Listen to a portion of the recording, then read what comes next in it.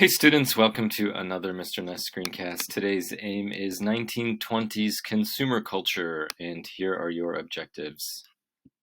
Please pause the video, look these questions over, and get ready to copy some vocab terms and take some notes. So you learned earlier that the 1920s are called the Roaring Twenties because the economy was booming. And a major reason for that was that factories were churning out goods using a new method called mass production. Mass production means that factories use an assembly line to produce huge quantities of identical products.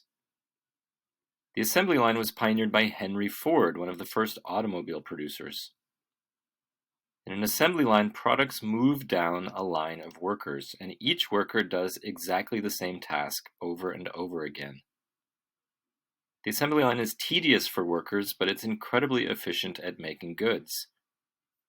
In this image of an automobile assembly line, the worker in the front is attaching the front left wheel. After he attaches that wheel, the car moves on to the next worker who attaches a different wheel. And the workers do this all day long. The assembly line was used to mass produce all kinds of products in the 1920s. Another major advantage of mass production is that it lets companies make goods more efficiently, and that leads to lower prices. And this picture is of the Ford Model T, the first widely affordable car. As you can see in this graph, the cost of the Model T fell throughout the 1920s, so that by the end of the decade, most middle-class Americans could afford to buy one. The 1920s are the decade when large numbers of Americans started owning and driving cars for the first time. However, mass production created a problem for manufacturers. They were making more products than they could sell. Once Americans had bought something like a car, they didn't need to buy another one for a long time. So how could corporations get Americans to keep buying their products? The answer was promoting something called consumerism or consumer culture. Consumerism is the idea that your identity, your personality, is not based on what you do or what you think, but it's based on what you buy. In other words, you express yourself through the products that you purchase. The trick was getting Americans to think that products express something about them, that owning a certain car meant that a person was a risk taker, or that owning a certain pair of shoes meant the person was cool. Consumerism started in the 1920s, and it's still very prevalent in America today. I'm sure it's had an effect on you, whether you've thought about it or not. If you've ever looked at an item of clothing and thought, I would never wear that, that's not me. Or if you ever bought some clothing because you thought it would make you more popular or valued, that is consumerism at work. Consumerism is a lie. A certain pair of shoes will not make you smarter, cooler, or a better person. It's just a pair of shoes, something to protect your feet when you walk.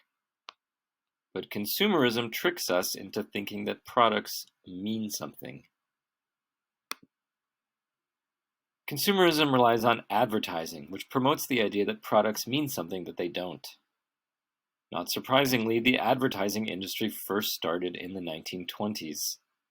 Here's an ad for Old Gold cigarettes showing Babe Ruth, the popular baseball player from the 1920s.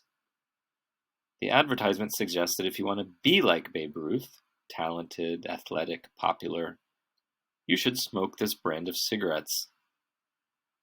Of course, smoking Old Gold cigarettes will not make you any of those things because it's just a cigarette. But that's how advertising works.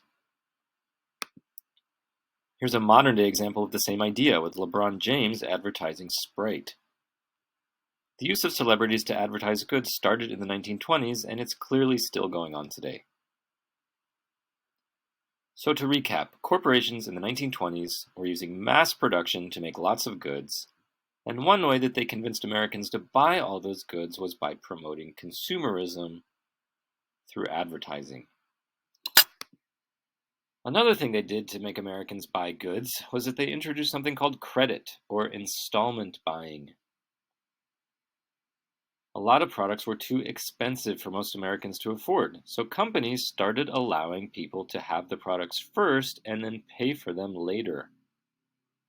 That idea is summed up in this 1920s sign, which says, "Buy now, pay later." Instead of paying for a product up front, customers could have the product on loan and then pay a little bit of its cost each month.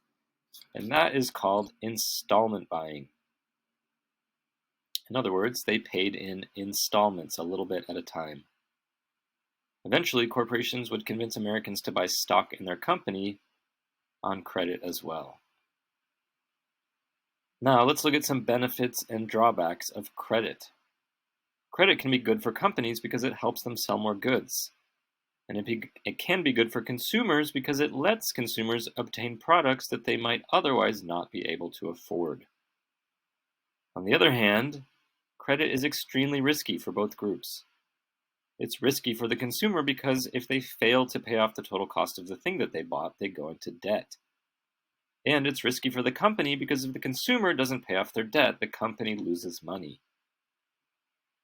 What would happen if instead of just one customer failing to pay off their loan, millions of them did? That's what happened in 1929 when the stock market crashed. And we'll talk more about that soon.